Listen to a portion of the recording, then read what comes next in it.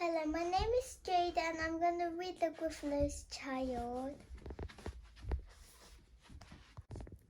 The Gruffalo said that no Gruffalo should ever set foot in a deep dark wood. Why not? Why not? Because if you do, the big bad mouse will be after you.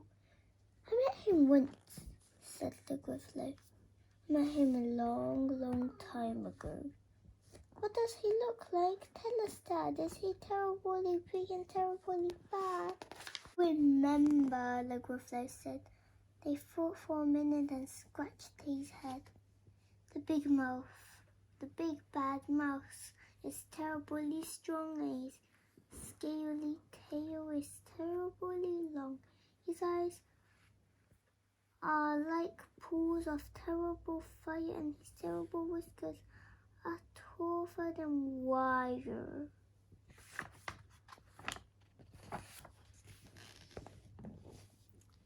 One snowy night when the Gruffalo snored, the Gruffalo's child was feeling bored. So the Gruffalo's child was feeling brave. So she tiptoed out of the Gruffalo cave. The snow fell fast and the wind blew wild. Into the wood went the Gruffalo's child. Aha! Aha! A trail in the snow.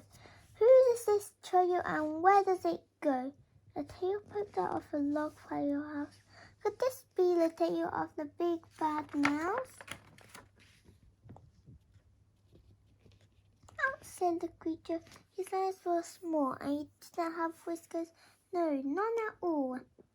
You're not the mouse. Not I, said the snake. He's down by the lake eating Gruffalo cake. Snow fell fast and the wind blew wild. I'm not scared, said the Gruffalo's child. Aha! Aha! Marks in the snow. Whose are these claw marks? Where do they go?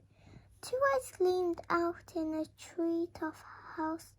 Could these be the eyes of the big bad mouse? Down flew the creature. His tail was short. He didn't have whiskers for any sort. You're not the mouse. Dee-doo, not I. I saw only been eating Gruffalo pie. The snow fell fast and the wind blew wild. I'm not scared, said the Gruffalo's child. Aha! Aho! Tracks in the snow. Who is these tracks and where does it go? Frisco's at last and an underground house. Could this be the home of the big bad mouse? Out slunk the creature. His eyes weren't fiercely. His tail wasn't scaly. His whiskers wasn't wearily. You're not the mouse.